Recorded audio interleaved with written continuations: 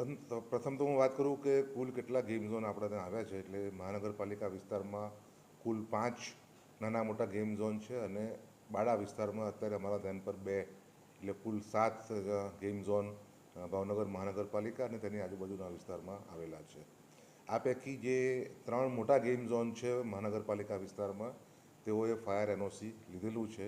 બાકીના જે 2 game zone છે, નાના નાના ગેમ ઝોન છે, જે દુકાનોમાં ચલાવતા હોય, એટલે કોઈ કોમ્પ્લેક્સમાં આવેલા હોય, એટલે એ કોમ્પ્લેક્સની ફાયર એનઓસી છે કેમ તે, અને જો અલગથી લેવાપાત્ર ફાયર એનઓસી હતી કેમ આ ગેમ ઝોન, તે તપાસ માટે અત્યારે અમારી ટીમ ઓલરેડી ફિલ્ડમાં જ છે.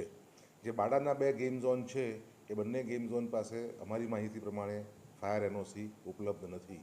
આ તમામ ગેમ ઝોન અમે કાલે રાત્રે બંધ કરાવ્યા છે અને તેમાં તમામ પ્રકારના તજજ્ઞોની ટીમ બનાવીને આ ગેમ ઝોનોમાં જે વિવિધ પાસાઓ છે તેની ચકાસણી કરવામાં આવશે.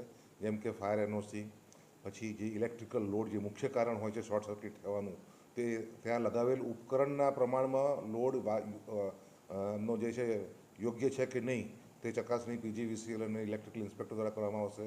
તદુપરાંત જે સિવિલ સાઇડની જે પરવાનગી લેવાની હોય, બીયુ પરવાનગી, તે લીધેલ છે કેમ, મહેસૂલી લાયસન્સો કોઈ લેવાપાત્ર હોય તો, પોલીસનું જો કોઈ ક્લિયરન્સ લેવાપાત્ર હોય તો, આ તમામ પાસાઓ જે છે તેનો અત્યારે અમારી ટીમ ફિલ્ડમાં જઈને અભ્યાસ કરી રહી છે.